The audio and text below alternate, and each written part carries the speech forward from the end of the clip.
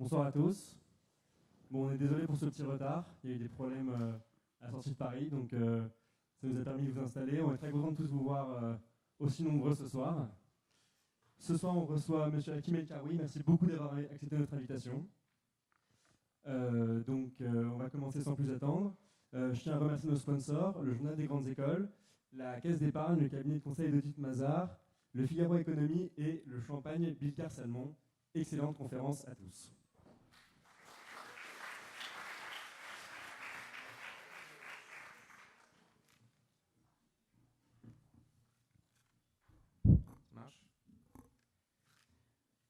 Bonsoir à tous. Bonsoir Monsieur El Karoui. Bonsoir aussi à nos amis d'HEC Monde Arabe. Donc HEC Monde Arabe, pour ceux qui ne connaissent pas, c'est l'association qui promeut le monde arabe, en particulier le Maghreb, sur le campus, parce qu'HEC, c'est la diversité, et qui chaque année organise un voyage. Par exemple, l'année dernière, c'était au Maroc, ce qui permet à une partie des membres de l'ASSO de retourner au pays avec des subventions de l'école. Alors vous me direz, c'est toujours plus disruptif que 15 jeunes femmes et jeunes hommes endimanchés assis au premier rang pour faire bonne impression à peu près toutes les 2 semaines. Donc, blague à part, nous sommes très heureux de co-organiser cette conférence avec vous et c'est un honneur pour nous de vous recevoir ce soir, Monsieur El Karoui. Nous sommes honorés de mettre en avant cette année la diversité des sujets, des thèmes abordés et diversité des invités que nous recevons également. HEC Débat et HEC Monde Arabe souhaitent réaffirmer cette valeur fondamentale de l'école, en particulier après les événements récents.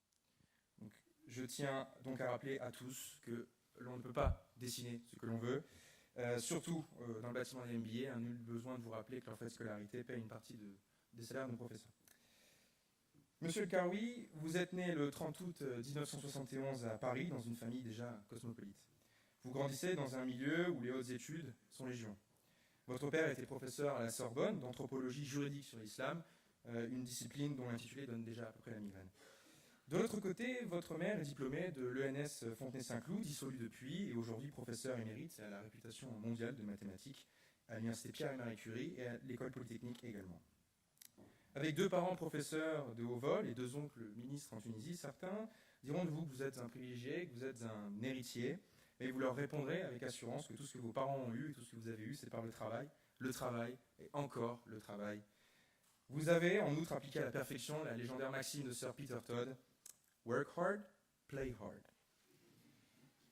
Ce travail vous a amené plus jeune sur les bancs d'un lycée bien connu ici à HEC. Vous avez sans doute côtoyé des chefs scouts, des jeunes de rallye ou autres cheveux dorés vêtus de polo Ralph Lauren. Une école où la méritocratie est la règle, Henri IV. De là, vous enchaînez un parcours académique brillant, voire boulimique. En entrée, Hippocagne.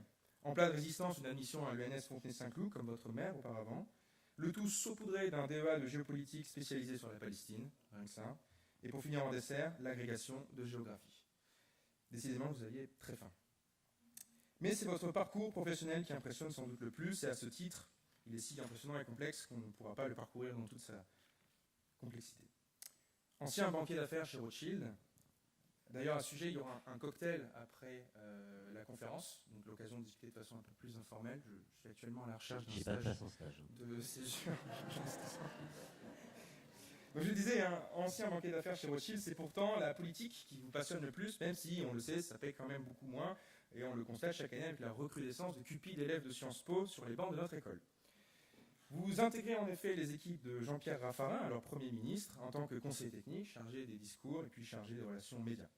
Par la suite, vous confondez, entre autres, en 2004, le Club 21e siècle avec Rachida Dati. Dans la presse, visiblement, ça ne s'est pas toujours bien passé. Donc une association qui reçoit de grandes personnalités, des futurs talents, pour les sensibiliser au thème de la diversité ou encore de la géopolitique. Mais vous êtes profondément centré sur les problématiques liées à l'islam, Monsieur El Karoui. Libération dit même de vous que vous êtes celui qui murmure à l'oreille d'Emmanuel Macron sur l'islam. Heureusement que vous murmurez à l'oreille d'Emmanuel et pas de Brigitte, parce qu'avec l'âge, au bout d'un moment, l'audition commence à s'éteindre.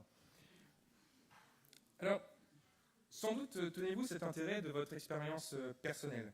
Avec un père musulman et une mère petite fille de pasteur, vous êtes convaincu que le vivre ensemble, si cher à nos amis politiques, peut s'obtenir autrement qu'en promettant une double portion de frites, parce que c'est ça la République. Et manches retroussées, vous vous mettez au travail. En 2016, vous êtes l'auteur, en collaboration avec l'Institut Montaigne, du rapport « Un islam français est possible ». Vous appelez les musulmans de France, premiers concernés par l'instrumentalisation de leur religion à des fins politiques, à être les premiers combattants du fondamentalisme. Vous écrivez en outre que c'est parce que la méfiance, l'ignorance et l'hostilité croissante d'une partie de la population menacent notre cohésion nationale qu'il est indispensable que les musulmans de France mènent une bataille de la connaissance afin de lutter contre les idées reçues et contre le fondamentalisme. En effet, force est de constater que bien souvent, ce sont ceux qui s'y connaissent le moins qui en parlent le plus et pas toujours dans les bons termes. Vous, monsieur El-Karoui, vous vous refusez à des simplicités trop complaisantes ou à des déclarations réactionnaires dépassées. Ce que vous voulez profondément, c'est apporter de la clarté à un débat trop politisé, sans doute, surmédiatisé, devenu bien plus idéologique que logique. C'est sans doute votre volonté la plus forte lorsque vous publiez en 2018 votre tout dernier ouvrage, L'Islam, une religion française, provoquant par là même un énième malaise de Christine Boutin.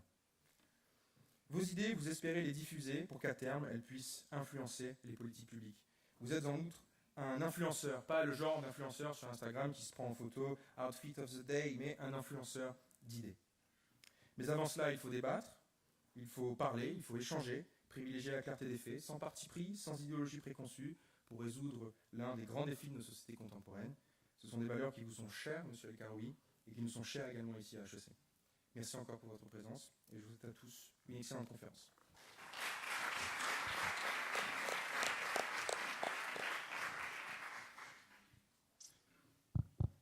Bon, je vais commencer. Bonsoir monsieur. J'aurais une première question. Dans le rapport que vous écrivez pour l'Institut Montaigne, un islam français est possible. Tout le monde m'entend dans la salle, c'est bon? Ok, merci. Vous parlez d'un islam d'en bas qui s'opposerait à un islam d'en haut. Est-ce que vous pouvez nous donner quelques précisions sur cette notion-là?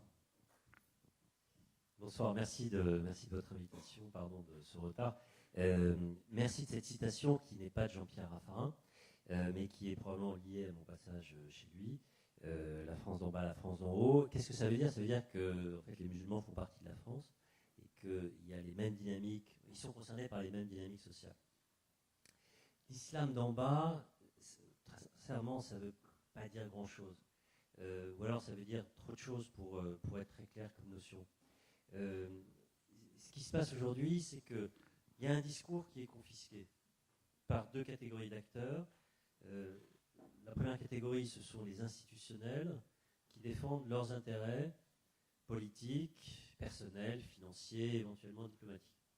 Et puis l'autre discours, qui est le discours religieux, il est capturé par des prédicateurs, beaucoup plus que par des imams, par des gens qui ne sont souvent pas des religieux au sens où ils auraient une formation, et qui sont en train d'imposer une norme sur qu'est-ce que c'est qu'être un bon musulman. Et puis, il y a la réalité de la majorité des Français de confession musulmane, sachant qu'on a à peu près 6 millions de musulmans. Musulmans, ça veut dire quoi? C'est des gens qui se revendiquent musulmans. 4,5 millions de plus de 15 ans, très forte concentration territoriale, géographique, puisque c'est 6 millions, mais c'est en gros 20% du territoire.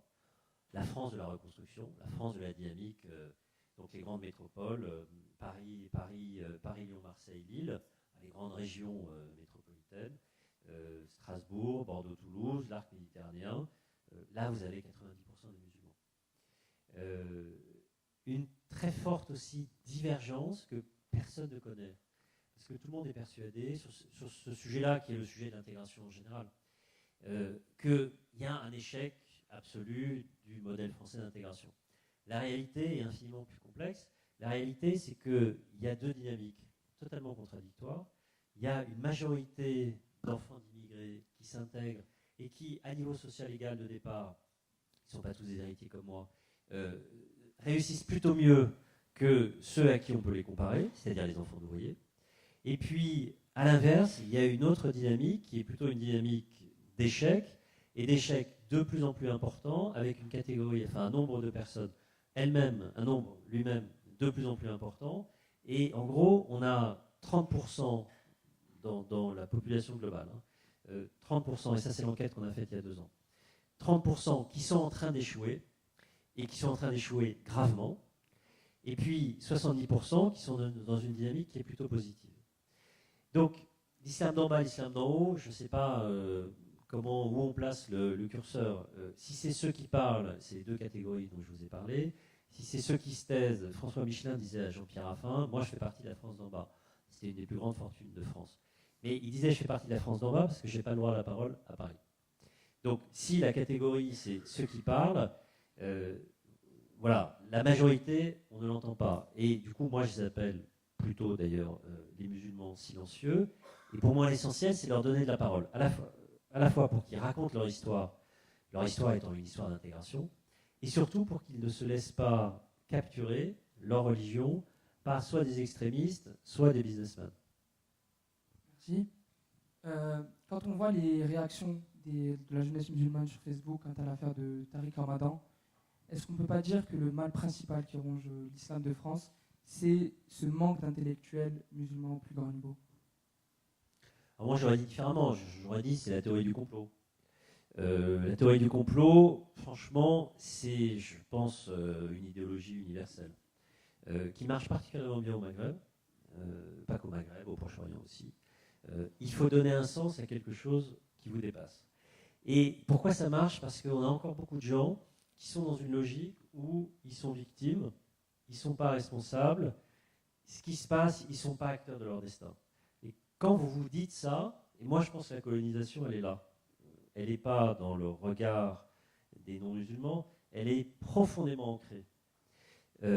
Profondément ancrée dans les esprits. Il y avait un intellectuel algérien dans les années 40-50 qui s'appelait Malik Ben Nabi, qui parlait de la colonisabilité. Il se trouve que je suis parmi tous les héritiers, parmi tous mes ascendants, il y a un ministre qui s'appelle Ahmed Ben Salah, qui était tunisien, qui a, disons, participé à la reconstruction de la Tunisie dans à la fin des années 50 et puis les années 60, qui était socialiste. Et il disait, de façon assez brutale, pourquoi on en est arrivé là? Parce qu'on était colonisable. Et quand je regarde les discours aujourd'hui, je me dis, mais c'est incroyable. Il y a eu la décolonisation, il y a eu l'accès, et en fait une ascension sociale très importante. Peut-être que certains d'entre vous en témoignent. En général, c'est plutôt des Marocains, des bonnes familles qui sont à HEC. Enfin, en tout cas, c'est ceux que j'ai vus chez Rothschild et Roland Berger. Mais on ne sait jamais, on peut rêver un peu. Donc, il y a quand même eu cette ascension sociale. Mais il y a toujours l'idée, finalement, on n'est pas maître de notre destin. Et donc, Tariq Ramadan, c'est évidemment un complot chez une partie qui n'est pas globale, hein, qui n'est pas universelle, de cette population-là, mais c'est un complot, pas contre lui, contre l'islam.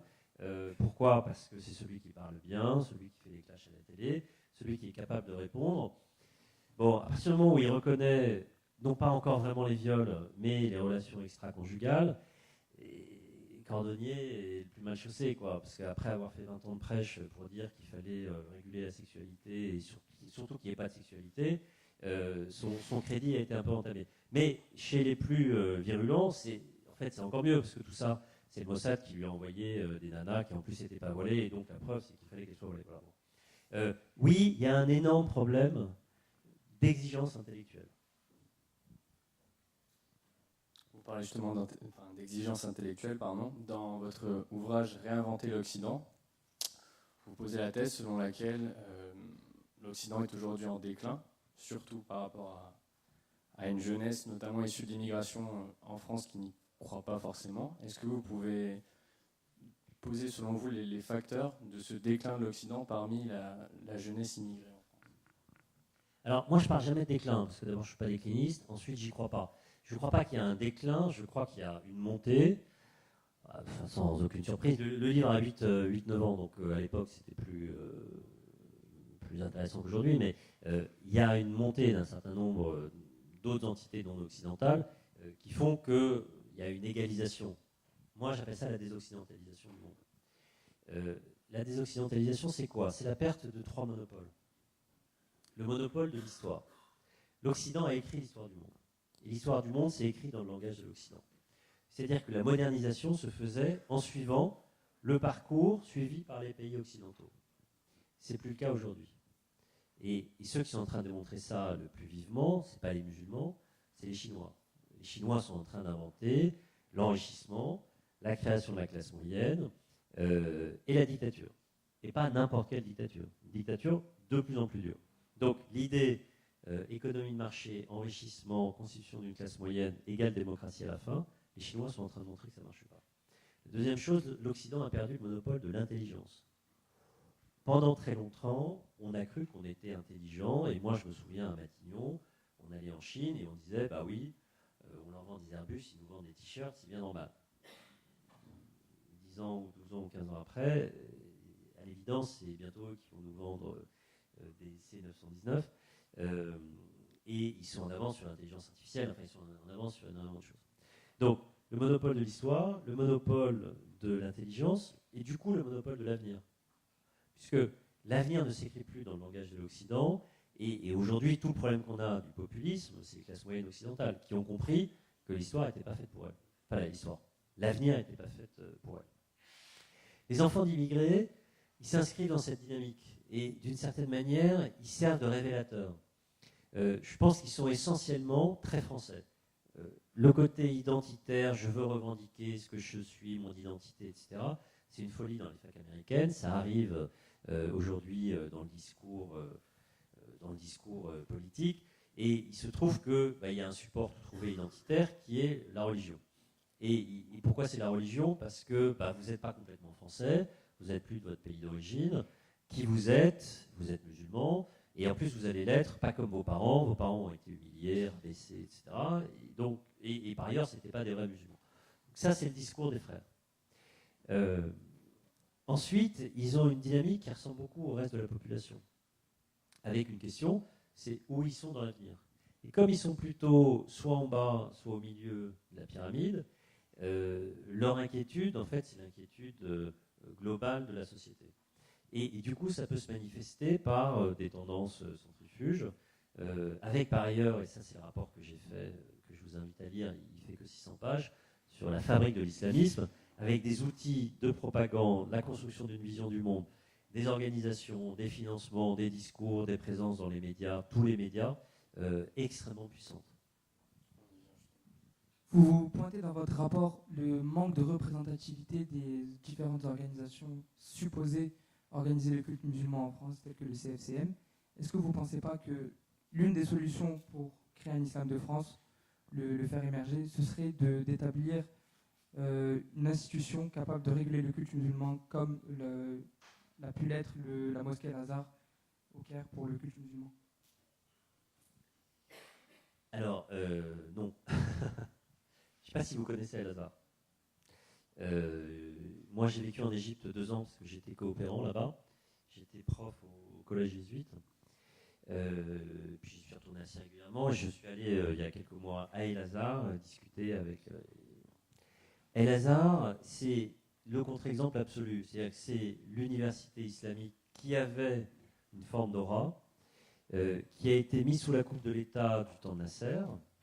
Ça a continué avec Moubarak et encore plus avec Sisi, qui a été gangréné par les idées islamistes et maintenant salafistes, avec des gens qui se mettent, alors ils ne sont plus adossés au pilier de la mosquée, c'est comme ça qu'on faisait l'université, et le mot mosquée et le mot université, c'est le même en arabe, enfin, c'est la même racine. Ils sont dans des salles un peu plus modernes, mais ils continuent à répéter par cœur, en fait, ce que disent les entre guillemets savants depuis 12 siècles. Je pense que c'est juste l'inverse qu'il faut faire. Et l'islam français, l'islam de France, c'est quoi? C'est à la fois une organisation, des financements, mais c'est un travail critique. C'est un travail qui doit permettre, et ça c'est évidemment pas moi qui vais le faire, mais c'est un travail qui doit permettre d'échapper au littéralisme. Et à Al-Azhar, on est à fond dans le littéralisme, comme partout dans le monde musulman aujourd'hui. J'ai été en Arabie, je vous le raconterai un peu plus tard, mais au Maghreb, on dit, nous on est pour l'islam modéré, partout, tout le monde dit qu'il est pour l'islam modéré. Quand je les entends, quand je vois comment ils raisonnent, je me dis, mais jamais, au secours. Et du coup, l'idée qu'on va former là-bas des imams pour la France, ça n'a aucune chance de fonctionner. Donc, le sujet, c'est créer une organisation qui va pouvoir lever de l'argent, réguler le marché pour rendre des services, et surtout financer des gens qui ont quelque chose à dire, mais qui ont quelque chose à dire dans le contexte de la société démocratique, libérale, égalitaire entre les hommes et les femmes, française du XXIe siècle. Et c'est absolument pas El-Azhar qui peut servir de modèle. Ce que vous venez de décrire, c'est absolument pas le cas de l'islamisme. Vous avez dit dans une interview sur Europe 1, l'islamisme ressemble beaucoup au communisme. Est-ce que, pour filer la métaphore, vous pensez qu'il y a un risque de contagion par domino? Est-ce que vous pensez qu'on peut l'endiguer? Alors, il y a des points communs, il y a des différences. Les différences, c'est que le communisme s'adressait à tout le monde.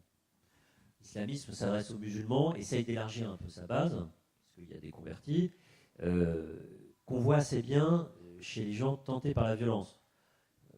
Dans l'enquête qu'on a faite, on avait 7% de musulmans, du total des musulmans, qui étaient convertis. Les services de renseignement vous disent qu'il y a un quart, 30% des djihadistes, des gens qui sont partis en Syrie, qui sont des convertis. Donc, on voit que dans la dynamique de conversion, il y a un attrait pour la violence. Le fameux islamisation de la radicalité d'Olivier Roy. Mais les convertis ne sont pas très importants, et surtout, ceux qu'on oublie toujours, c'est pareil avec les immigrés, on compte toujours ceux qui rentrent. On oublie toujours ceux qui sortent. Chez les musulmans, il y en a beaucoup qui sortent. Et dans l'enquête qu'on avait faite, on avait 20% du panel qui avaient des parents musulmans et qui ne se disaient plus musulmans.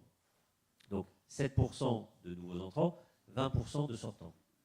Et au total, si on raisonne quantitativement, on avait 2 fois plus de sortants que d'entrants. Résultat, j'ai oublié votre question. Ma question portait sur le... Si on considère que l'islamisme, c'est comme le communisme, est-ce qu'on peut l'endiguer? Alors, donc, le communisme s'adressait à tout le monde, indépendamment de leurs origines, de leur religion, de leurs croyances, etc. L'islamisme s'adresse surtout aux musulmans.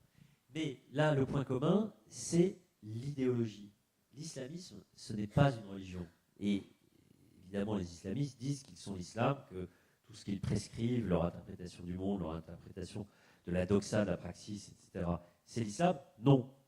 C'est un projet qui est plus global, qui d'une certaine manière est respectable, qui est un projet qui est alternatif, concurrent du projet des démocraties libérales occidentales. Je pense qu'il y en a 4 aujourd'hui dans le monde, des projets à plus d'1 milliard de targets.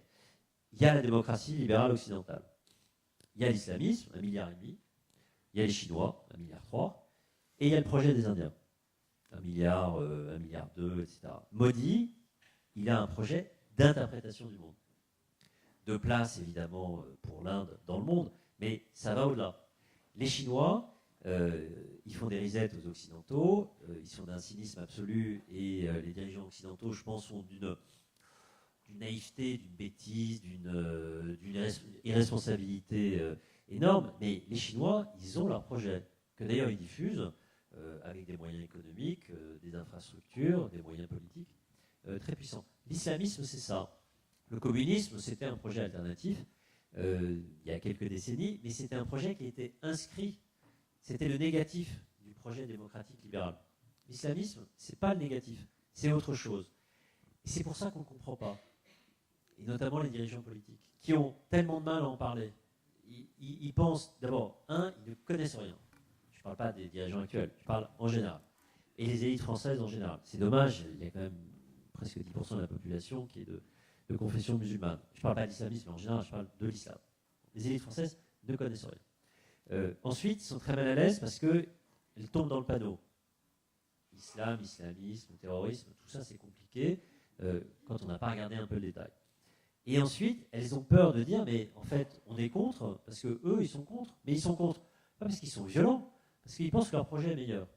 C'est juste la libre concurrence. Libre concurrence idéologique. Voilà, donc de ce point de vue-là, ça ressemble au communisme. Et après, les outils de propagande ressemblent énormément.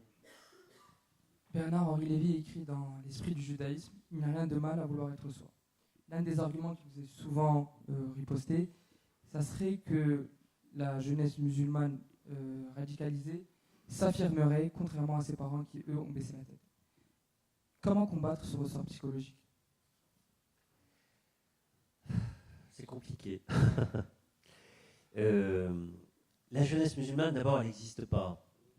Là, on parle de certains jeunes, et si vous parlez de ceux qui sont tentés par la violence, là aussi, moi, j'ai donné des chiffres pour savoir vraiment de quoi on parle. Il y a 2000 détenus en France pour fait terrorisme. Soit terrorisme, soit association de malfaiteurs en vue d'une entreprise terroriste.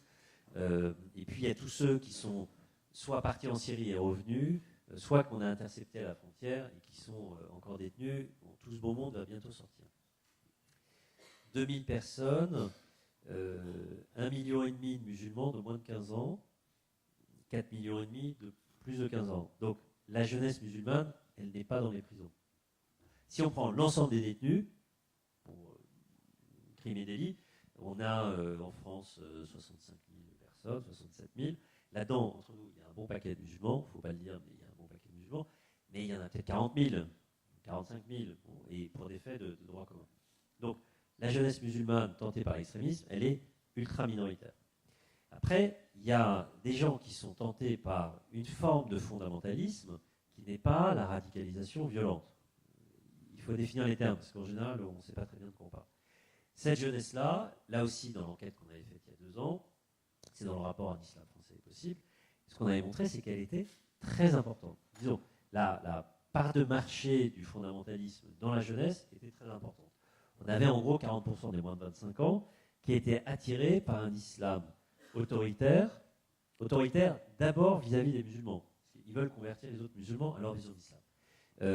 Qui considèrent que la société est plutôt une ennemie et qui considèrent qu'il n'y a pas de limite à l'expression de la religion.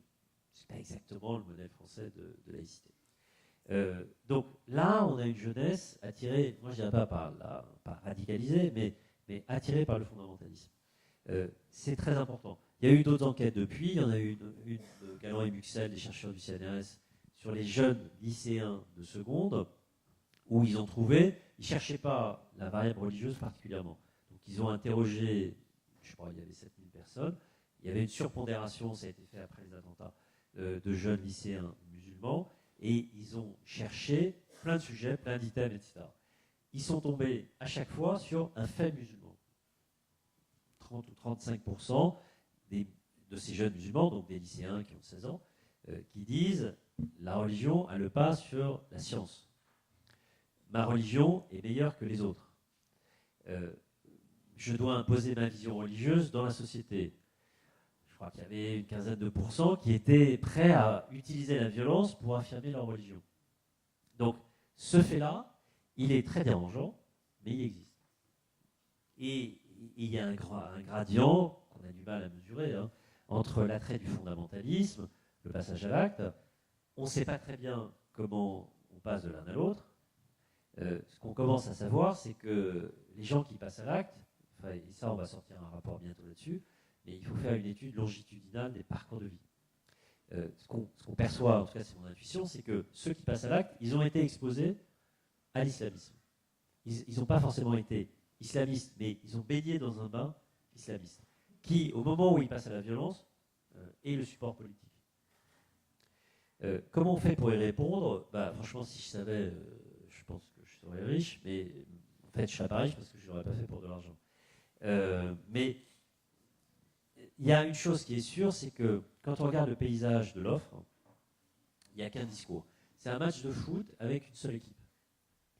L'équipe des modérés, l'équipe des éclairés, l'équipe des modernistes, en fait, elle a délaissé le champ religieux, y compris parce qu'elle a considéré que c'était pas chic. Vous prenez le Maghreb, au Maghreb, il y a Parcoursup depuis 50 ans. C'est-à-dire qu'en fonction de votre note au bac, vous avez une orientation. Imam, c'est pour les derniers de la classe. C'est mal payé, c'est mal considéré. Imam en France, c'est encore pire, parce que la plupart n'ont pas de salaire. Il y a 2500 lieux de culte, à peu près 1000 imams qui essayent de vivre de l'imamat, mais ils sont, la plupart ne cotisent pas pour la retraite, il y a 300 imams étrangers, etc. Si on ne réinvestit pas le champ du religieux en travaillant les textes, l'esprit critique, et encore une fois, ça ne peut se faire qu'en France et en Europe. Je ne sais plus si c'était Mohamed Harkoun ou Jacques Berg qui disait « La France aura une chance pour l'islam », c'est une évidence, parce que c'est encore un pays de liberté sur le sujet. Mais il faut faire toute la chaîne de valeur. La production du discours, la formation des cadres, la diffusion du discours au plus près du terrain, au plus près des jeunes, et pour ça, c'est les réseaux sociaux. Donc, je ne réponds pas à votre question, mais en tout cas, en partie, si on veut faire de la prévention, il faut pouvoir expliquer qu'on peut être français et musulman sans qu'il y ait d'opposition entre l'un et l'autre. Justement, pour parler de cette chaîne de valeur-là, comment vous expliquez la réussite du marketing de tous les influenceurs religieux, notamment islamistes, sur ces réseaux sociaux. Est-ce qu'on peut proposer une offre marketing alternative pour un islam de France? C'est très simple, ils sont près de leur marché. Donc, en fait, ils sont dans le marché. C'est des jeunes nés en France qui parlent à des jeunes nés en France et qui répondent aux questions posées par des jeunes nés en France. Ils mettent une couche de religion. De quoi ils parlent? De sexe. Les relations entre les garçons et les filles. Ils parlent des questions des jeunes dans la famille, les relations avec les parents. Ils parlent des questions d'observance rituelle. Et notamment, ils prennent en charge, non pas la vie spirituelle, mais la vie quotidienne. Qu'est-ce que j'ai le droit de faire? Sur tous les actes de la vie quotidienne. Le modèle étant la vie rêvée du prophète, que évidemment aucun historien ne connaît. Mais c'est comme ça qu'ils reconstruisent. Et du coup, ils sont à la fois tout à fait dans le quotidien, avec les mêmes mots, pas forcément les mêmes idées, mais capacité à convaincre, parce qu'ils connaissent leur marché. Et puis, il y a le quotidien, et en même temps, il y a l'eschatologie. Les fins dernières, la mort, ils se mettent en scène, le Rachid Abou Hudayfa, le fameux imam de Brest, il fait des vidéos, il est dans un cercueil. Mais il est très bon parce qu'il a le langage des youtubeurs. Ce que je n'ai pas trouvé, c'est des youtubeurs non islamistes, non prédicateurs religieux, prêts à parler de religion. Parce qu'en fait, c'est tabou. Mais sinon, le ressort de leur succès, c'est le ressort des youtubeurs. Pour rebondir sur cette question des réseaux sociaux, une statistique que vous évoquez régulièrement dans vos interviews est que sur les 10 personnes les plus suivies sur Twitter, les 6 derniers sont d'origine saoudienne et sont des influenceurs religieux musulmans saoudiens. Que peuvent faire les pouvoirs publics pour combattre cette radicalité sur les réseaux sociaux? Rien. Rien parce que, en gros, qu'est-ce qu'on peut faire? Interdire? Si vous interdisez, vous créez une dictature. Les dirigeants arabes disent aux dirigeants français, mais c'est le foutoir chez vous. Chez nous, c'est tenu. Oui, mais chez eux, ce sont des dictatures. Le Maroc, l'Algérie, l'Égypte, l'Arabie, j'en parle pas.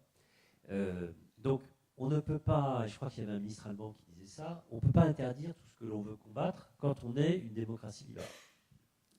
Par ailleurs, les Saoudiens, alors quand on dit les 10 premiers, c'est les 10 premiers influenceurs d'idées.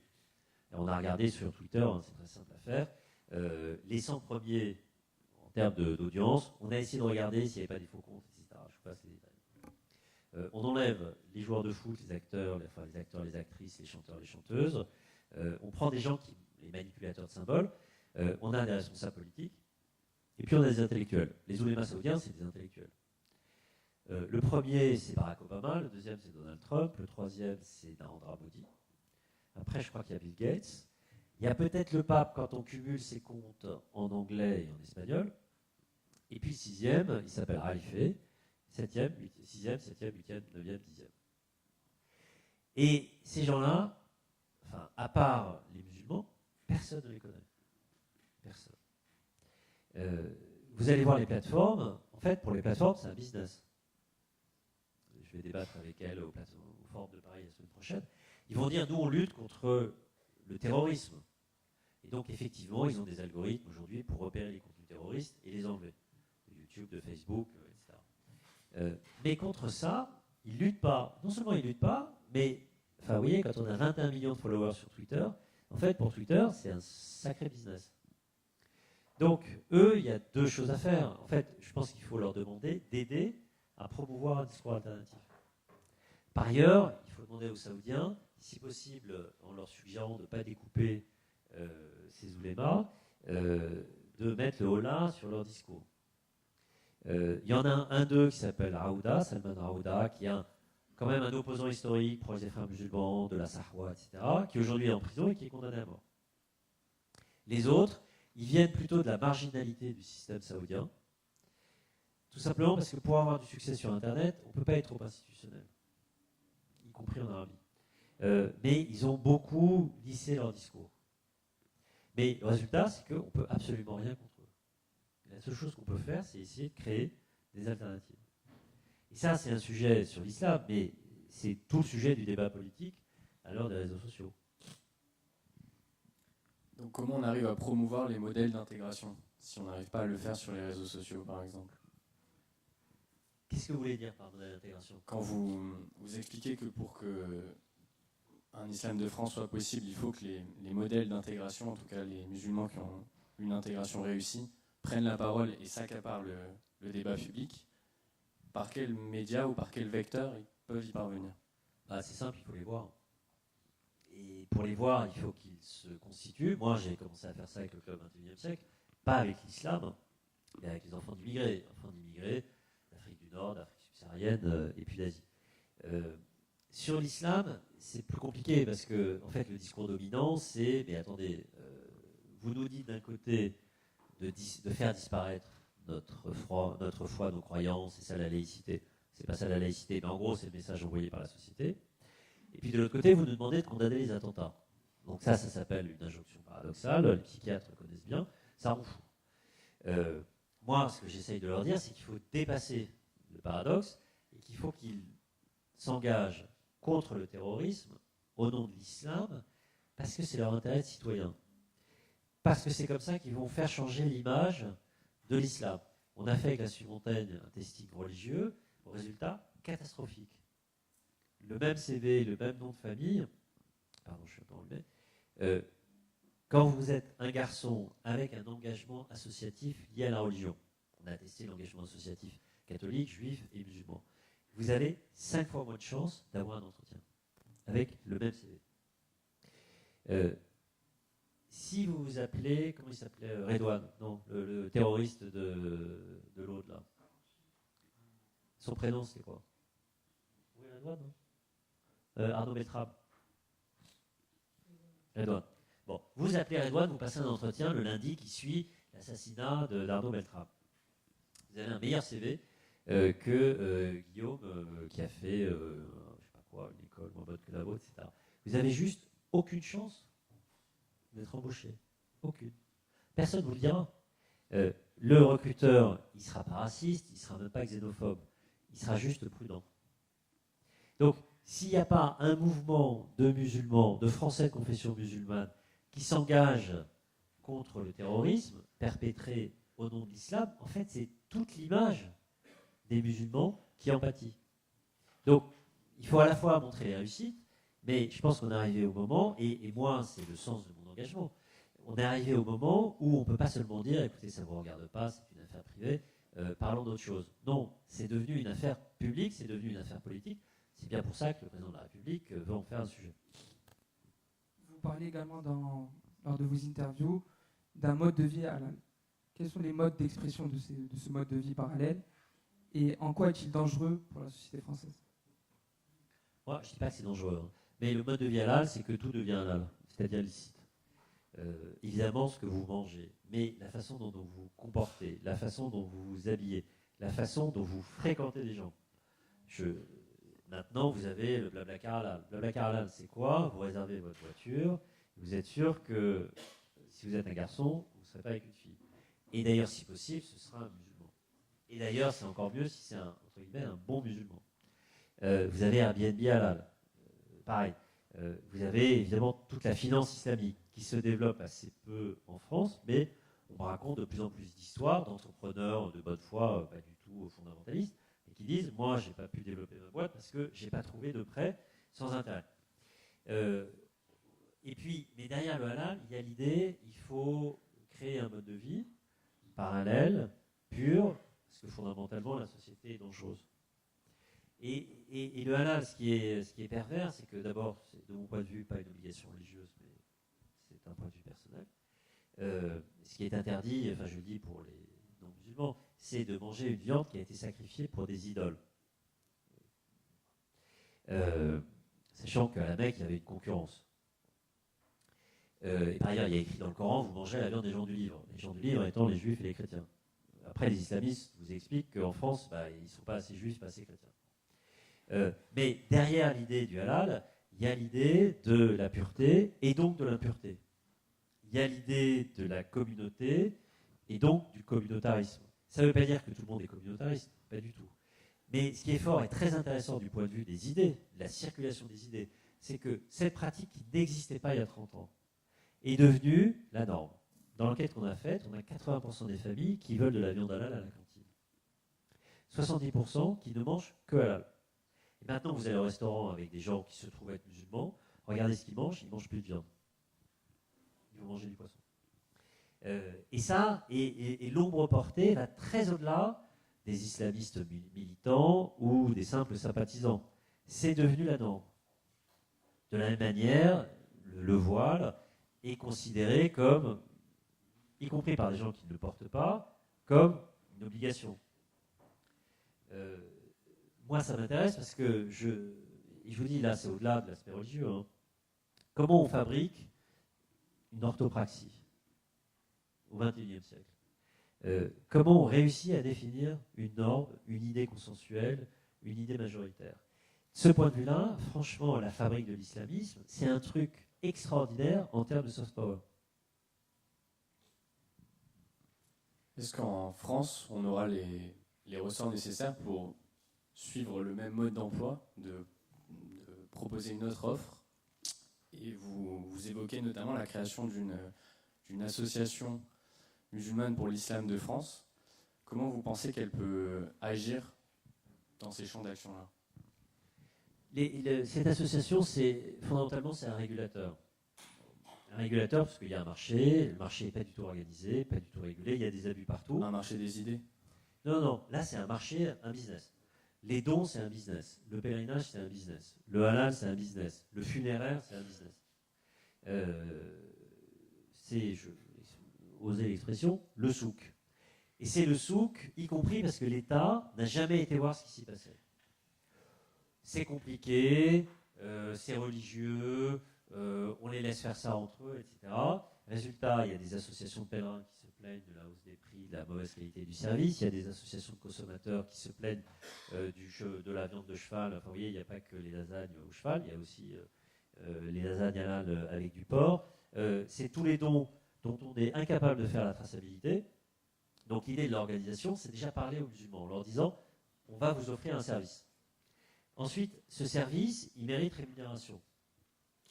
La rémunération, elle doit combler le coût du service, mais c'est l'occasion de collecter.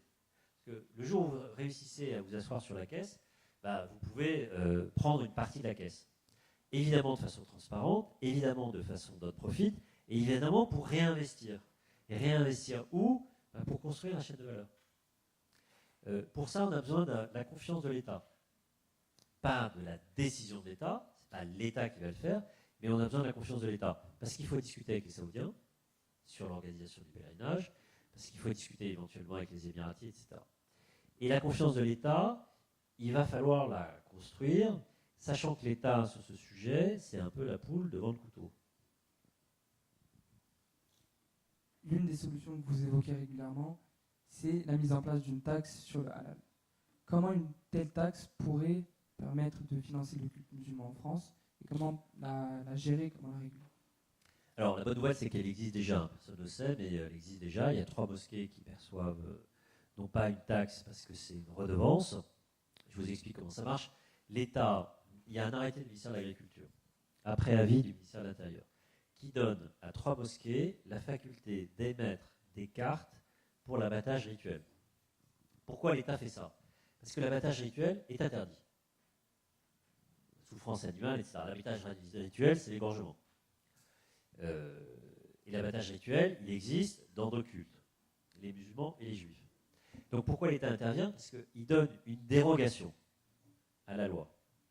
Et évidemment, il ne veut pas que ce soit fait par n'importe qui. Donc, il donne au consistoire du judaïsme, au Beth Din de Paris, la capacité d'émettre ces cartes pour le kasher, et il donne d'abord à la mosquée de Paris algérienne, et ensuite aux Marocains et aux Turcs, à Kamel Kaptan, entrepreneur lyonnais, il donne la même chose, en leur disant, ça contrevient à la loi, mais au nom de la liberté religieuse, on doit vous permettre de faire l'abattage rituel, et vous allez rendre un service, et vous allez être rémunéré par ce service. C'est ça la taxe halal.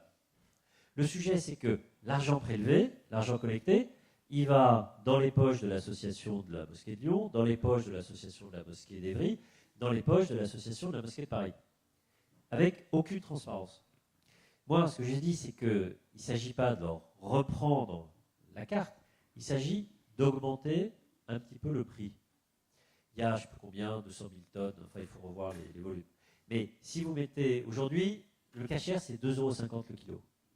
La prestation de service qui va justifier qu'il y a une différence de prix entre la viande cachère et la viande non cachère, 2,50 € le kilo. Chez les musulmans, c'est plutôt 10 centimes. Bon, avec un système transparent, si vous passez à 20 centimes, 25 centimes, comme il y a beaucoup de volume, en fait, vous allez collecter beaucoup d'argent. Sur le pèlerinage, c'est un peu pareil. Le pèlerinage, c'est le consulat d'Arabie qui émet des visas pour des agences de voyage.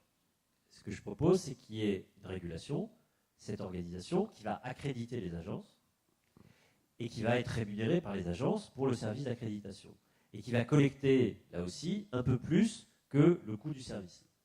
Le but, c'est d'être à la source de la consommation religieuse. Et ce qui permet au passage de financer l'islam de France avec des fonds français. Et donc petit à petit, de se déprendre de l'influence des pays étrangers qui se fait très largement parce qu'il n'y a pas d'argent mis au service de la collectivité. Au-delà de ça, on pourrait évoquer aussi le rôle de l'école républicaine dans cette construction d'un islam français. Quelle place vous lui donnez ? Alors, l'école, elle a une place infinie et très limitée. Sur le plan strictement religieux, elle n'a aucune place. Elle devrait enseigner le fait religieux. Ça fait 15 ans qu'on en parle. Régis Debray a écrit moult rapports. Le problème du fait religieux, c'est que les enseignants ne le connaissent pas. Enfin, le fait religieux, c'est quoi ? C'est l'histoire des religions. Du coup, c'est assez compliqué. C'est un peu comme l'anglais au primaire. Il faudrait que les instituts parlent anglais. Donc là, il y a beaucoup de boulot. Donc, c'est une raison pour laquelle ça patine. Jean-Michel Blanquer veut relancer le sujet. Après l'école, je pense qu'elle a un rôle très important sur l'enseignement de l'arabe, qu'il ne faut pas confondre avec l'enseignement de la religion, mais là aussi il y a un effet de marché. Pendant 30-40 ans, enfin en gros depuis qu'il y a des immigrés d'origine nord-africaine, et surtout depuis qu'on a compris qu'ils n'allaient pas revenir, on a abandonné petit à petit l'enseignement de l'arabe à l'école. On a maintenu le système des ELCO, enseignement langue et culture d'origine, donc ce sont des instituteurs des pays d'origine, du Maghreb, mais aussi du Portugal, mais aussi de Bosnie, de Serbie, etc., qui sont envoyés par les États, qui sont payés par les États, et qui donnent des cours à l'école le mercredi après-midi et le samedi après-midi. Moi, j'ai fait des ELCO. Catastrophe pédagogique. Mais ça existe encore. Il y a 50 000 élèves. Ensuite, au lycée, au collège et au lycée, au total, il y en a 10 000. Il y a 20 ans, il y en avait 20 000. Les estimations qu'on a, qui ne sont pas fiables, mais qui donnent un ordre de grandeur, c'est qu'il y a plutôt 80 à 100 000 dans les mosquées qui apprennent l'arabe. Dans l'enquête qu'on a faite, on avait les 2/3 des parents musulmans qui voulaient que leurs enfants apprennent l'arabe. Et les 2/3 de ces 2/3 voulaient que ce soit l'école publique. Il y avait qu'un tiers qui voulait que ce soit la mosquée. Donc, il y a une demande pour l'apprentissage de l'arabe, il y a une demande pour l'apprentissage à l'école publique. Le problème, c'est qu'il n'y a pas d'offre. Pourquoi il n'y a pas d'offre ? Parce que, d'abord, il y avait un discours sur si on leur apprend l'arabe, ils ne vont pas apprendre le français. Et c'est comme les Bretons. Il fallait les empêcher de parler breton pour qu'ils deviennent des petits Français. Moi, je pense que c'est l'inverse. Il faut leur apprendre bien l'arabe pour qu'ils parlent non pas bien français, mais pour qu'ils soient à l'aise dans leur histoire et leur culture et leur identité, et assumer le fait qu'ils ont une double culture. La deuxième chose, c'est que ouvrir des classes d'arabe, ça attirait des élèves d'origine arabe. Et comme les classes d'arabe, l'arabe était plutôt une langue chic, un peu comme le chinois, comme le russe, c'était une langue des lycées des centres-villes. Et petit à petit, plus il y a eu d'élèves d'arabe qui venaient plutôt des banlieues, en fait, plus ils ont utilisé l'arabe pour aller dans les classes de centre-ville. Et là, qu'est-ce qu'ont fait les familles et les recteurs ? Ils ont fermé les classes. Et donc le résultat aujourd'hui, c'est qu'il n'y a plus d'offres, il y a une demande très forte, et l'offre, elle est dans les mosquées. Donc là, l'école, elle a un rôle. Elle ne va pas enseigner l'arabe, la religion par l'arabe, mais elle va enseigner, comme quand on apprend n'importe quelle langue, et pas en primaire, mais en langue vivante 2, langue vivante 3, elle va enseigner à travers la langue, la culture, l'histoire, la civilisation. C'est une bataille de la connaissance. Votre rapport est sorti il y a à peu près un mois maintenant. Comment jugez-vous l'efficacité de l'action publique concernant cette lutte contre l'islamisme et pour un islam de France ? Alors heureusement, le sujet n'est pas posé depuis un mois. L'efficacité de l'action publique, franchement, elle est relativement faible. Pour une raison simple, c'est que la question n'a jamais été posée en ces termes. Le sujet, c'est l'ordre public. Donc ça, on sait faire. plus ou moins, mais on a une organisation, on a réorganisé les services de renseignement, en gros, pour lutter contre la menace. Le problème, c'est qu'on l'a fait après et pas avant, les attentats, mais globalement, on a un système qui marche dans la mesure où il peut fonctionner. Un type tout seul qui se, comme on dit, radicalise dans sa salle de bain, vous n'aurez jamais 100% de sécurité. Les organisations, franchement, ils ont beaucoup progressé. Le fait qu'il n'y ait plus Daesh, etc., fait qu'il y a moins de pilotage. On n'est jamais à l'abri de rien. Mais il y a eu clairement un progrès. Mais la question de l'islamisme, elle n'a jamais été posée. C'est le terrorisme dont on parle. L'islamisme comme idéologie. Et regardez, on n'utilise jamais le mot islamisme. On dit communautarisme. Communautarisme, ça veut dire islamisme. Le paradoxe, c'est qu'il n'y a aucune communauté musulmane en France. Au sens où il y aurait la perception d'un intérêt commun, d'un destin commun, d'ennemis communs, etc. Pas du tout. Il n'y a que des divisions. Donc, je pense qu'il y a une prise de conscience aujourd'hui avec le président. Le président, il a sur le sujet 3 intérêts par rapport à son prédécesseur. Le premier, c'est qu'il reconnaît que la religion a un rôle dans la société. François Hollande considérait que la religion était une aliénation dont il lui-même s'était sorti et que du coup, la religion, en fait, ça n'existait pas. Alors, c'est le président des attentats. Mais enfin bon, c'est ça qu'il pensait. Macron, il a dit aux Bernardins, lui, il considère que la religion a un rôle dans la société. Il a dit aux catholiques, il a dit aux protestants, il a dit aux juifs. J'espère qu'il va le dire aux musulmans. La deuxième chose, c'est que, contrairement pas à François Hollande, mais à Nicolas Sarkozy, il n'a pas de haine. Il faut entendre Nicolas Sarkozy parler des musulmans en off. Ça m'est arrivé. J'ai appelé à voter contre lui en 2007, notamment à cause de ça. Bon. Une sorte d'agressivité, de déni de citoyenneté. Ils ne sont pas comme nous. Fondamentalement, ils ne sont pas comme nous. Macron, c'est pas ça. Il n'a pas de problème avec la religion. Je pense qu'il n'a pas de problème fondamental avec les musulmans. Après, lui, son sujet, c'est les financements étrangers. C'est répondre à la question posée par les populistes. Et puis, c'est essayer de trouver un système où, enfin, il va trouver des interlocuteurs musulmans avec à peu près le même agenda que lui, c'est-à-dire lutter contre la montée du fondamentalisme. Dans vos propositions, vous évoquez notamment la rédaction d'un manuel scolaire qui évoquerait les flux socioculturels sur les 2 rives de la Méditerranée. Quelle manifestation concrète on peut donner aujourd'hui à ce que vous appelez la jeunesse méditerranéenne ? Alors moi, j'ai créé une organisation il y a quelques années qui s'appelait les Young Mediterranean Leaders, dont l'objectif était de montrer qu'au nord et au sud de la Méditerranée, il y a des gens qui, en fait, considéraient qu'ils avaient un avenir en commun. L'organisation a beaucoup pâti des printemps arabes, parce qu'au sud de la Méditerranée, l'idée que l'avenir est au nord n'est pas forcément une idée très partagée. Et puis, dans beaucoup de pays, et notamment dans le seul qui a réussi sa transition, c'est la Tunisie, le sujet c'est d'abord qu'est-ce qu'on va faire en Tunisie. Et puis, comme tout ça c'est énormément politisé, la Méditerranée, ça devient la France. Et la France n'a pas bonne presse. Donc, c'est compliqué aujourd'hui. Le thème méditerranéen, je pense, est vraiment compliqué. Ça devient un sujet politique pour les États, et ça le devient, mais pas pour 2 très bonnes raisons.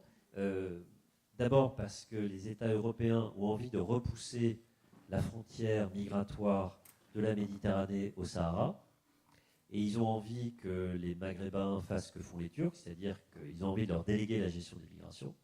Je me tais quand vous voulez. Et puis je pense qu'il y a un intérêt commun entre les États du Nord et du Sud de la Méditerranée, ça c'est évident, sur la question de l'islamisme.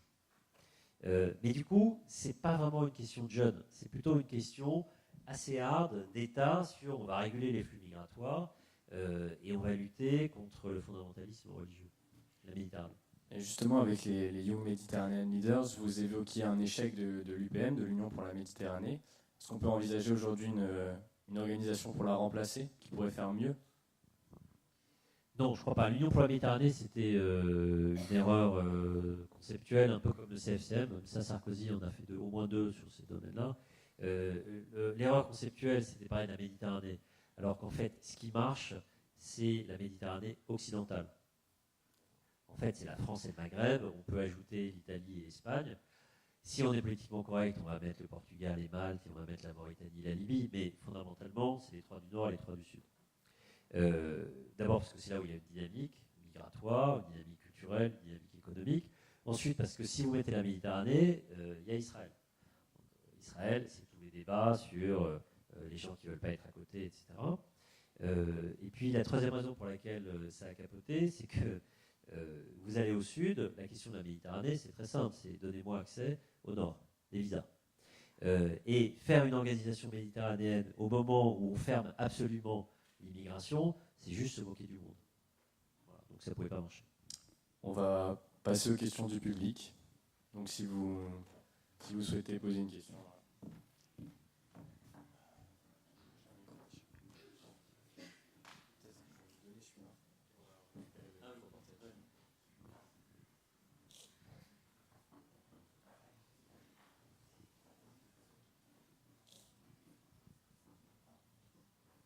Bonjour.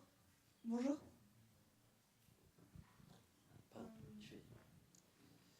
Donc vous avez dit que pour lutter contre le fondamentalisme et le terrorisme, il fallait donc encourager un islam plus modéré.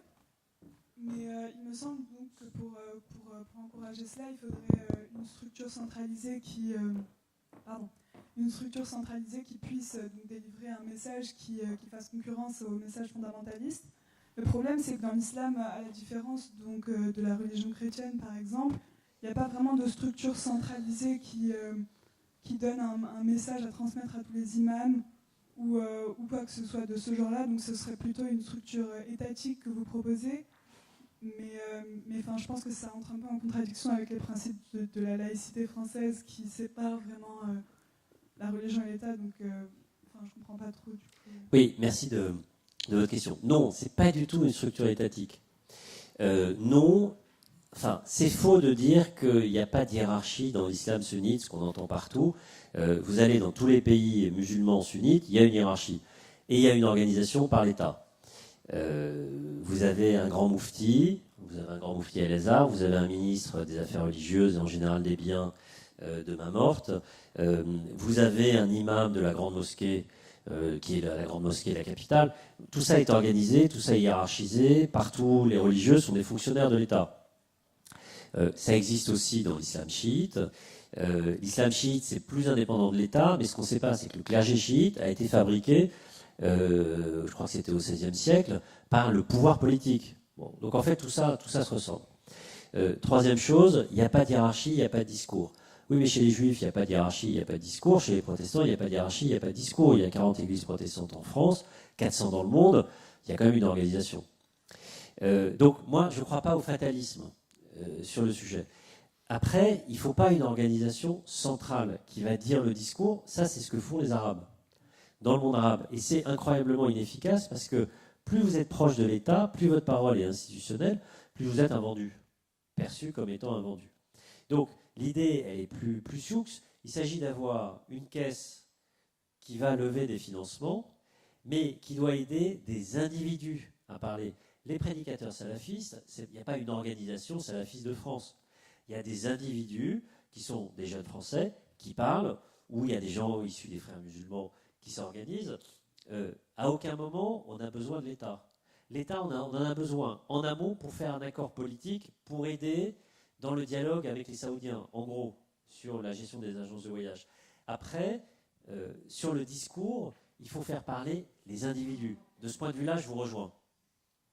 Il ne faut pas un discours institutionnel. Plus vous aurez un tampon institutionnel, moins votre discours sera audible chez les jeunes attirés par le fondamentalisme. Il sera audible dans d'autres catégories de la population. Voilà. Mais du coup, en fait, c'est possible.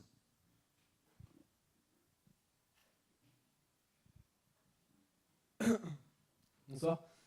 En fait, moi, je me demandais, j'ai l'impression que là, on l'a un peu omis ce soir, mais au niveau de l'environnement criminogène qui est dans les lieux où justement l'islamisme est un petit peu la cote, j'ai l'impression que justement les jeunes sont poussés vers ces radicalisations suite à une incapacité à soit s'intégrer dans le système, soit un manque d'idéal. Et je ne sais pas si justement un islam de France répond aussi à ces problématiques. Un islam de France, si vous avez une offre alternative à l'islamisme, ces jeunes-là, peut-être qu'ils auront envie d'être musulmans et très pratiquants, mais ils ne le seront pas de la même manière. L'offre criminogène, le discours de Farhad Corso-Cavard sur les banlieues créent le terrorisme, franchement, j'y crois pas, tout simplement parce que ça ne résiste pas aux faits. D'abord, vous avez des terroristes, des djihadistes qui viennent de partout dans le monde. Ils ne viennent pas forcément des banlieues du monde arabe. Ensuite, quand vous dites ça, vous mettez l'Occident au centre. Vous mettez la société française au centre. Et vous méconnaissez absolument l'attrait positif de l'idéologie. Quand ils disent on va donner un sens à notre mort, on va réussir notre mort comme vous voulez réussir votre vie. En fait, c'est un discours positif. C'est assez compliqué et assez dérangeant à entendre. Mais c'est un discours positif. Et ce n'est pas la conséquence de je vis dans une banlieue pourrie, je suis discriminé et me considère comme pas français. C'est évident que la problématique sociale ou socio-économique a un rôle. Mais elle n'explique pas tout. Et je pense par ailleurs qu'elle n'est pas au centre du sujet. Au sens où c'est plutôt un accélérateur qu'une cause. La cause, c'est une grande idéologie qui donne du sens à la vie, qui donne du sens à la mort, mais après tout, c'est le sens de la religion. Et qui veut organiser la société et du coup la politique. C'est ça le djihadisme, c'est ça l'islamisme. Après, il y a des gradients, comment on fait pour y arriver, il y a des gradients d'engagement et il y a des gradients de conflictualité. Je pense qu'il faut partir de là. Ensuite, vous pouvez regarder des phénomènes qui sont des phénomènes secondaires qui vont accélérer. Mais si on suit cette explication-là, on ne devrait pas avoir 2000 terroristes en prison, on devrait en avoir 200 000. Vous voyez ? Donc, l'explication première, je pense qu'elle n'est pas là.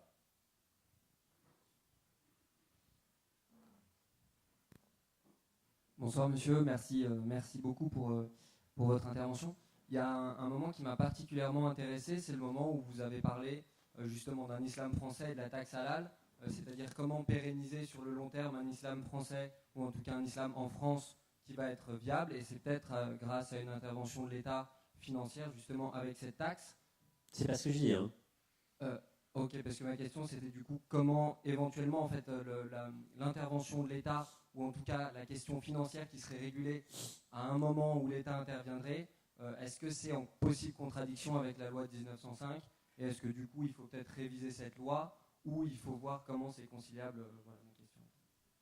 Alors je réexplique le mécanisme. Aujourd'hui, on vit sous le régime de la loi de 1905. Séparation de l'Église des églises et de l'État, non-reconnaissance des cultes, absence de financement. Bon, entre nous, il y a un peu d'hypocrisie. Parce que d'abord, il y a 10% du territoire qui vit dans un régime concordataire de non-séparation. Et puis, les catholiques n'ont pas respecté la loi de 1905. Les églises ont été confisquées. Et du coup, les communes entretiennent les églises. Je ne parle pas des cathédrales qui sont des monuments nationaux. Mais partons de là.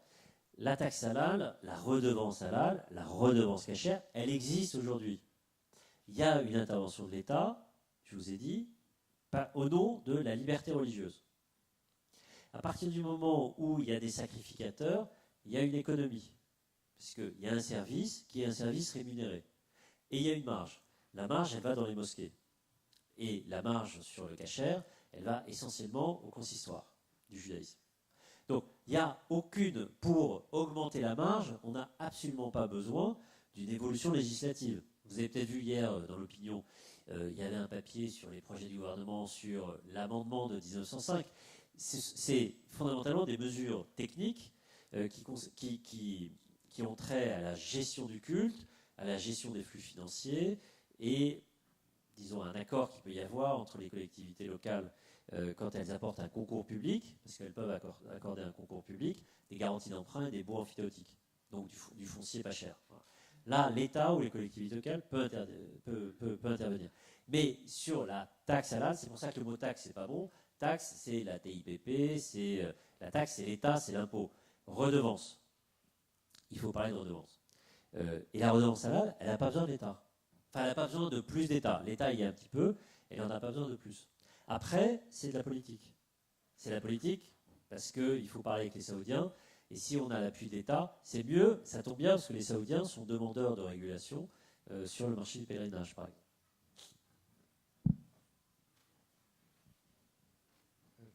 Bonjour. Bonjour. Je rebondis par rapport à une question, par rapport à quelque chose que vous avez dit, notamment à l'exigence de critique dans l'islam de la part des intellectuels musulmans. Une des particularités du Coran, c'est qu'il est inspiré directement par Dieu et que Mahomet l'a directement transcrit. Il est donc universel. C'est beaucoup plus difficile, notamment pour les évangiles, qui, elles, rapportent la vie de Jésus a posteriori. C'est donc plus facile pour eux de critiquer. Tandis que dans l'islam, le Coran est donc universel. Est-ce que vous ne pensez pas que c'est à cause de cette différence de forme que toute présence d'intellectuels musulmans, est-ce que c'est à cause de ça justement que les intellectuels musulmans désertent le terrain de la religion? Non, je crois que le problème fondamental, il est politique depuis le début de l'islam. La religion, et en l'occurrence l'islam, a une force politique considérable. Quand vous avez des croyants avec vous, vous les emmenez où vous voulez. De certaine manière, c'est l'histoire de l'islam. Mais ce n'est pas l'histoire que de l'islam, c'est l'histoire de toutes les grandes religions qui ont toutes une portée politique et qui ont toutes été régulées par les États. C'est l'histoire de la France, des rois de France avec le gallicanisme. On met la puissance catholique vaticane le plus loin possible du pouvoir politique. Sur l'islam, la politique s'est emparée de la religion très tôt. Le fameux schisme chiite, sunnite, c'est un schisme politique, ce n'est pas du tout un schisme religieux, comme il y a pu en avoir tellement au IVe et au Ve siècle du catholicisme, sur quelle est la vraie nature du Christ, est-ce que c'est Dieu, quelle est la nature de son corps, etc. L'islam, ce n'est pas du tout ça le débat, c'est qui va prendre le pouvoir. Et d'une certaine manière, les politiques, depuis 650, ont pris pouvoir sur les religieux. Et ils ont réussi à construire un discours en fonction de leurs intérêts. Alors ça peut expliquer pourquoi ça intéresse assez peu les intellectuels. Parce que c'est très compliqué de rentrer dans le débat intellectuel. Après, le fait que, d'abord, il y a un débat sur le Coran incréé ou pas, ça c'est un vieux débat des Mu'tazilites qui a été, non pas tranché, mais il y a une majorité qui s'est exprimée, mais c'est un débat intellectuel. Ensuite, dans le Coran, vous avez certes des prescriptions. La plupart des prescriptions dont on parle aujourd'hui, ce n'est pas le Coran, c'est la vie du prophète. Un historien médiéviste vous dirait on ne sait rien de la vie du prophète, ou quasiment rien, mais il y a des chaînes de transmission, on peut décider d'y croire comme on croit au Coran ou pas. Après, la question c'est l'interprétation et c'est le contexte. Je vous donne un exemple. Il y a un débat en Tunisie, vous avez peut-être vu, sur l'égalité dans la règle d'héritage entre les hommes et les femmes. Les islamistes disent non, c'est interdit parce que dans le Coran c'est interdit. On dit il y a la moitié, et en plus c'est extrêmement codifié, il y a tous les cas de figure, familiaux, etc. Des gens, des religieux vont vous dire oui, bien sûr qu'il y a ça dans le Coran, mais avant le prophète, il n'y avait rien pour les femmes. Donc si on a une lecture dynamique, on dit qu'aujourd'hui, évidemment qu'il faut qu'il y ait l'égalité. Si on a une lecture statique, littéraliste, on va dire non, au nom de la religion, c'est pas possible. Vous voyez? Donc, franchement, il y a tous les outils intellectuels dans le texte, y compris le texte le plus religieux, pour mener un travail critique et pour inventer une façon d'être musulman dans une société qui n'est pas musulmane, sans difficulté. Ça, j'y crois vraiment.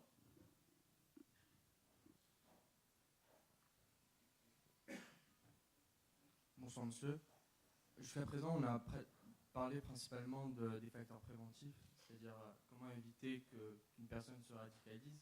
Étant donné qu'aujourd'hui il y a une réalité, les personnes sont radicalisées et sont emprisonnées, je voudrais connaître votre point de vue concernant les pratiques de déradicalisation et est-il envisageable de réintégrer ces personnes dans la société française aujourd'hui? Merci. Mon point de vue il est assez simple, je connais très mal le sujet, donc je n'ai pas de point de vue. Il faut travailler le point, il faut rencontrer des gens, il faut rencontrer des détenus, il faut rencontrer des professionnels. Je ne l'ai pas fait, c'est pas mon sujet, donc j'ai pas de point de vue. Désolé.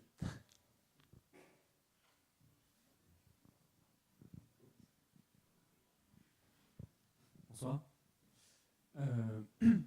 Certains vont dire que je prêche pour ma paroisse et je pense qu'ils ont raison, mais il y a 2 semaines, HEC Débat a reçu Gaspard Koenig, qui est un philosophe libéral. Et dans son dernier ouvrage, il a fait un peu le tour du monde où il raconte plusieurs récits d'expériences libérales mises en pratique. Et il va notamment au Kerala, où il fait l'expérience du principe de tolérance religieuse porté à son paroxysme. Donc en fait, là-bas, il y a une coexistence parfaite de communautés juives, de communautés musulmanes, de communautés hindoues, de communautés bouddhistes, et ça se passe relativement bien depuis de nombreuses années. Et là-bas, l'idée de représentant des cultes est une ineptie. Enfin, les religions n'ont pas de représentation dans la sphère politique. Et donc, c'est absolument pas une réponse étatique à la question de la tolérance et de la coexistence des différentes religions, à la différence de ce qu'on a en France. Et la religion, vu que c'est peut-être une des choses qui est les plus intimes, les plus personnelles, est-ce que c'est pas un petit peu absurde d'avoir une intervention aussi forte de l'État dans le domaine du religieux, de dire quel discours est permis, éventuellement de former des imams, de décider pour une certaine religion quel discours ils doivent entendre. Est-ce qu'on n'est pas un petit peu trop étatiste en France sur la question de la religion? Par exemple, un autre exemple, c'est la question de l'interdiction du voile à l'université. Est-ce que c'est pas une prise de position trop forte de l'État qui devrait s'abstraire du privé, qui devrait s'abstraire du religieux? À ma connaissance, le voile n'est pas interdit à l'université et il n'y a pas de projet d'interdire. Je vous retourne la question. Est-ce que vous croyez que l'État intervient dans la religion beaucoup en France? La réponse est non. Il intervient beaucoup moins en France qu'en Allemagne, par exemple. En Allemagne, je ne sais pas si vous savez, l'État collecte les impôts, le système fiscal allemand collecte pour le compte des églises des ressources. C'est-à-dire que quand vous payez des impôts en Allemagne, vous affectez pour telle ou telle église des ressources. D'ailleurs, pour toutes les églises, sauf pour l'islam, parce que les Turcs s'en occupent. En France, la loi de 1905, en fait, elle réduit considérablement le champ de l'État. Après, la religion, notamment la religion musulmane, est une affaire politique. Pourquoi? À cause de l'islamisme. Le fait qu'il y ait un projet de vie, de compréhension du monde, d'organisation de la société, d'organisation des pouvoirs, alternatif, concurrent, fondé sur des valeurs différentes, ça crée de la friction, ça crée de la concurrence. Je comprends que vous êtes libéral. Ça crée de la concurrence. L'État, il est le garant des valeurs. On dit la République, c'est la démocratie libérale occidentale. Il a un projet concurrent. En fait, les gens, la majorité des gens, réagissent assez mal en disant « mais c'est qui ces gens-là » Quand ce sont des Français nés en France, en fait, c'est pire. Quand c'est des étrangers, ils ont l'excuse de l'altérité. Quand c'est des Français depuis 2, 3, 4 générations, on se dit « mais c'est pas possible ». On marche sur la tête.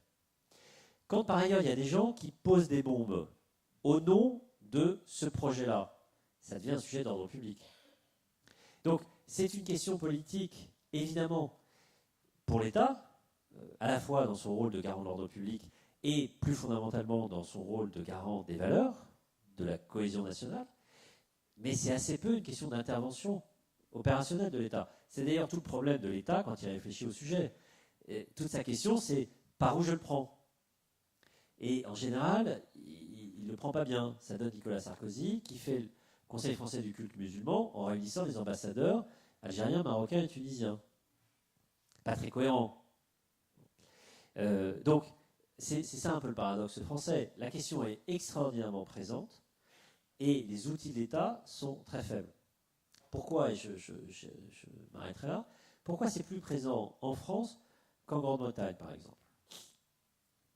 En France, moi je pense qu'on a un projet d'assimilation. Vous allez devenir des Français comme les autres. On a un paradoxe d'ailleurs. On a le niveau de mariage mixte le plus élevé du monde occidental. On a le niveau de discrimination le plus élevé du monde occidental. Pourquoi? Parce qu'on a un parcours. Le parcours, il va de votre altérité d'étranger, d'immigré, au fait que vous allez devenir Français. Et la meilleure preuve que vous allez devenir Français, c'est que vous allez épouser un ou une Française. Vivre avec un ou une Française. En Grande-Bretagne, vous n'avez pas ce parcours-là. On vous accepte avec votre différence. En gros, il faut bénir le drapeau et chanter God Save the Queen. En France, on veut fabriquer un Français. Et tant que vous n'avez pas l'air d'être un Français, vous êtes une contestation de l'image que les Français ont de l'ordre universel. On croit à l'égalité entre tous les hommes. Pourquoi il y a tant de blocages sur le voile? Parce que le voile peut être perçu, je ne dis pas par tout le monde, je ne dis pas que c'est ça la vérité, mais comme l'expression de l'altérité par rapport au modèle républicain. Liberté, égalité, fraternité. Personne ne croit qu'une femme voilée porte le voile librement. Quand on les interroge, elles vous disent qu'elles le portent librement à 90%. Peu importe. Mais dans le grand public, personne ne croit ça. Personne ne croit en l'égalité. Si les hommes étaient voilés, je rappelle que chez les Sikhs, les hommes portent un turban, et le couteau d'ailleurs dans le turban, si les hommes étaient voilés, ça poserait beaucoup moins de problèmes. Là, c'est perçu comme une preuve d'inégalité entre les hommes et les femmes. Et puis, le voile, c'est une rupture entre l'individu et la société. C'est comme une frontière. C'est un obstacle à la fraternité. Ça peut être interprété comme un obstacle à la fraternité. Donc, ça pose problème. Mais ça ne pose pas de problème parce que les Français sont racistes. Moi, je pense que ça pose problème parce que c'est une contestation de la capacité d'assimilation, qui du coup est quelque chose de profond. Et du coup, la réaction est violente. Voilà. Donc, et ça, c'est une grande question politique.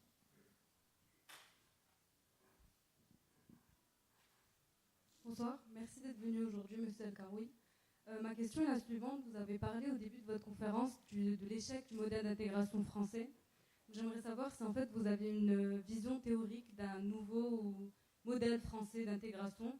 Est-ce que ce serait un modèle qui tendrait vers le modèle d'intégration anglo-saxon? Est-ce que ce serait une juste mesure entre les deux? Et en fait aussi, ma deuxième question, c'est comment faire accepter aux gens d'en haut ce modèle d'intégration, aux gens qui ne jurent que par un modèle d'intégration d'assimilation et un modèle d'intégration binaire, être français ou ne pas l'être. Comment leur faire accepter un nouveau modèle d'intégration, sachant que l'initial est très très fortement ancré en France? Merci. Alors, je n'ai pas parlé de l'échec du modèle français d'intégration. J'ai parlé du succès du modèle français d'intégration.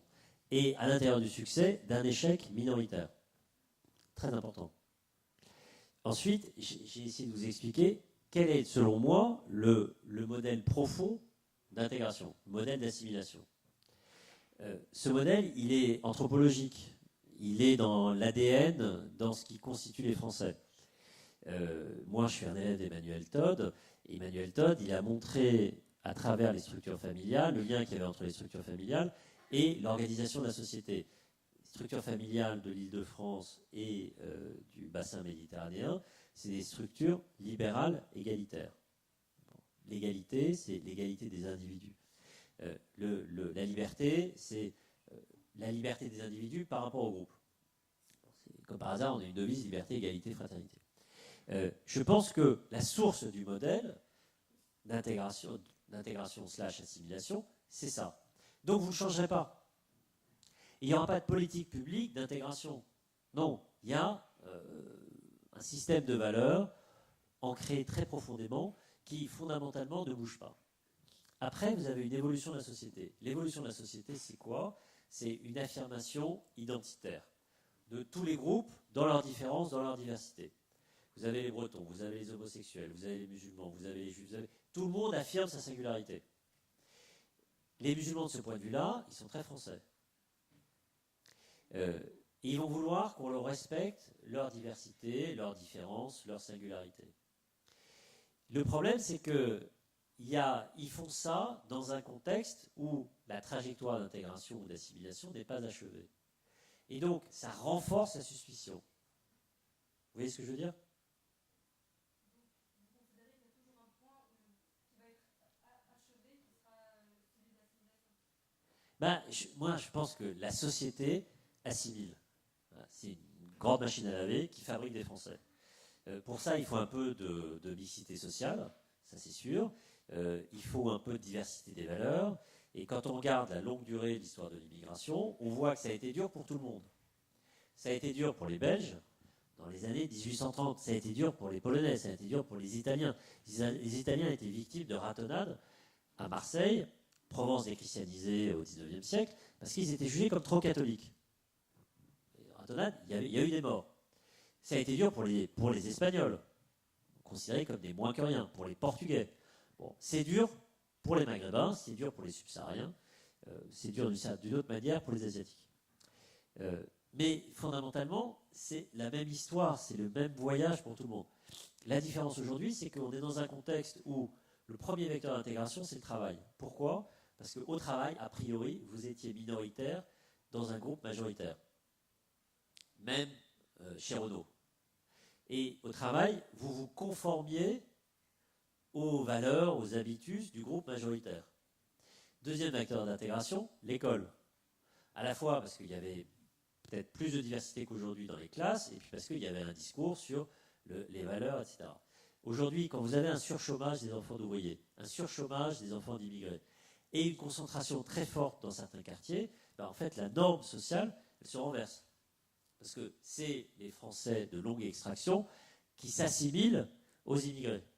Tout simplement parce quand on est 90-10, ben c'est simple, hein, la norme est faite par ceux qui ont 90%. Quand vous êtes à l'école, c'est pareil. Et quand en plus vous avez une société qui dit mais il faut entendre vos différences, en fait ça renforce la revendication. Et je pense que ce n'est pas du tout un bon service que de dire on va entendre vos différences. Pardon.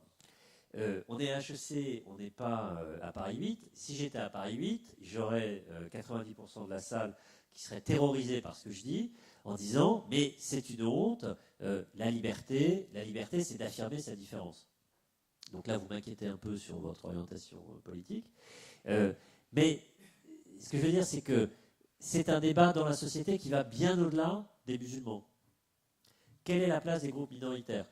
Comment on fait société avec sa différence, avec sa singularité? Il y a une question, la question de la PMA aujourd'hui. La question, on va dire, c'est super, il faut que les couples de même sexe aient des enfants, notamment les femmes. Moi, je suis contre.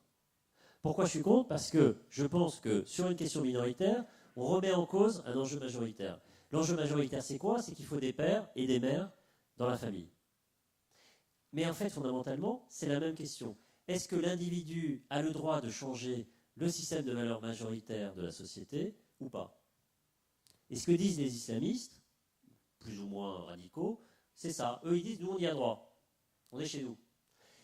J'ai discuté avec des leaders salafistes, c'est très intéressant. Ils disaient, nous, notre situation, c'est la communauté LGBT il y a 30 ans.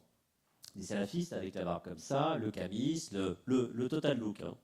Leur référence, c'était la communauté LGBT. Ils disaient, il y a 30 ans, les LGBT étaient discriminés. Ils étaient à la périphérie de la société. Aujourd'hui, tout ça, c'est totalement banalisé. Moi, je leur dis que leur système de valeurs, il est orthogonal avec l'évolution de la société. Donc, il n'y a aucune chance que dans 30 ans, le salafisme soit banalisé. Mais, vous voyez, il y a ce sujet-là. Et derrière, c'est la question de, non pas du modèle français d'intégration, mais qu'est-ce que c'est que la société? Qu'est-ce que c'est la nation? Qu'est-ce qui fait qu'on vit ensemble? Qu'est-ce qui nous unit?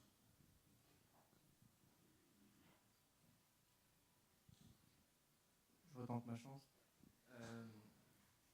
Vous avez décidé de comparer du coup l'intégration de la communauté maghrébine avec l'intégration des Italiens ou des Espagnols. Vous ne pensez pas que cette comparaison est un peu poussée, étant donné qu'il y a quand même un socle commun qui est, on va dire, une culture judéo-chrétienne pour ces populations du Nord, Nord méditerranéen, espagnole et italienne.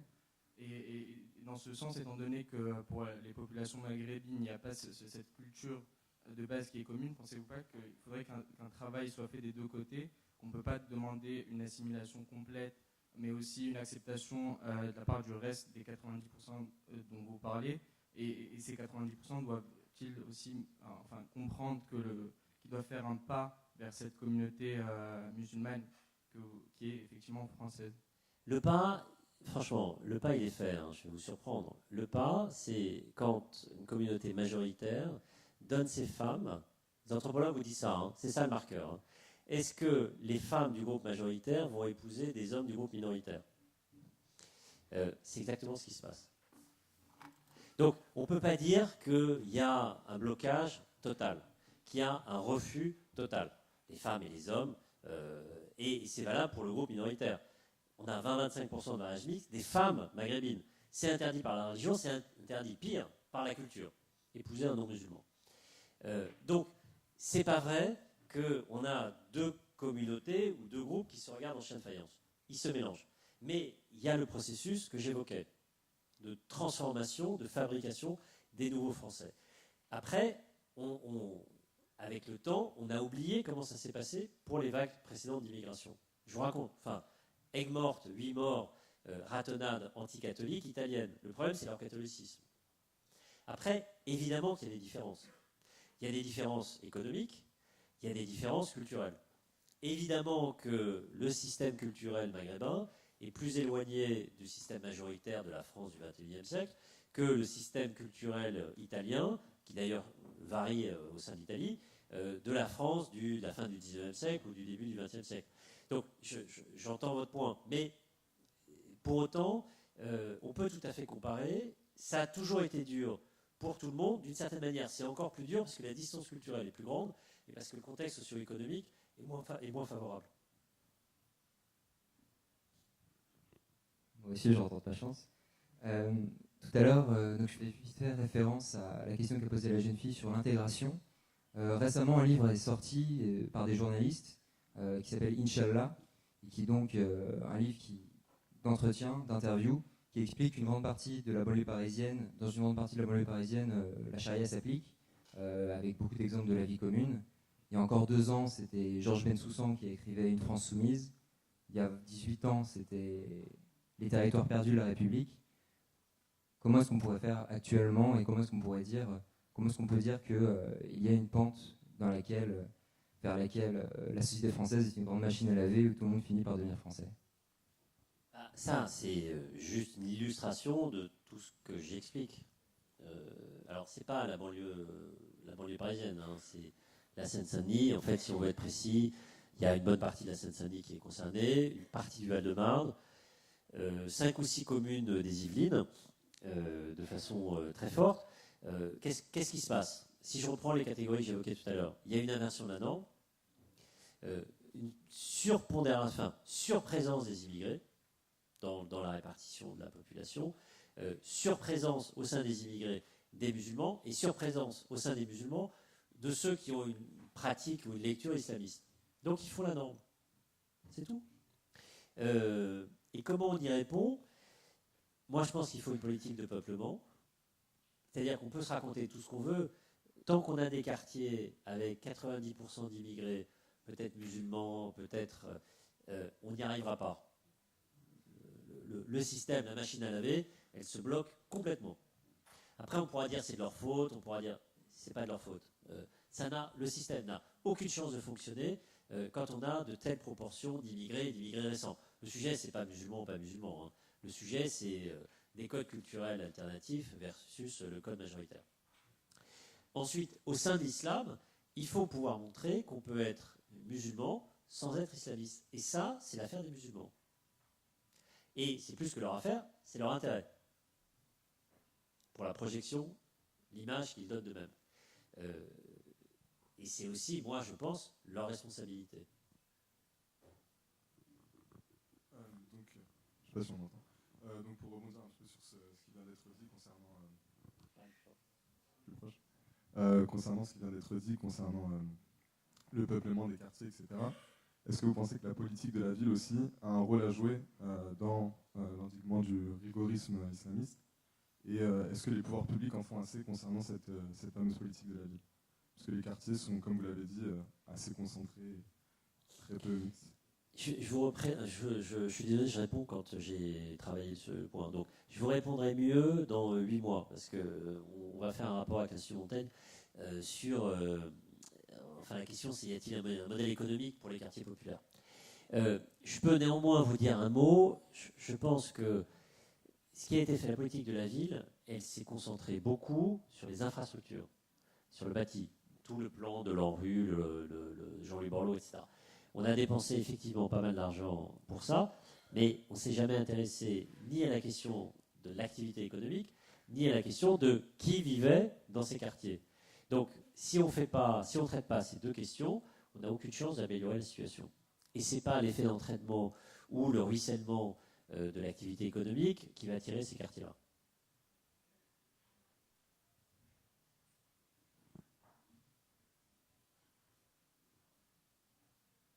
Bonsoir monsieur. J'ai deux questions. La première, c'est en fait, souvent plusieurs fois vous avez évoqué deux similarités avec les différentes vagues d'immigration antérieures, que ce soit les Espagnols et les Portugais, que ce soit économique ou culturel. Croyez-vous pas que la troisième caractéristique de la population musulmane en France aujourd'hui est si en fait, c'est des mots qui sont compliqués à exprimer, étant donné qu'ils peuvent être très polémiques. Ce n'est pas du tout mon propos ici.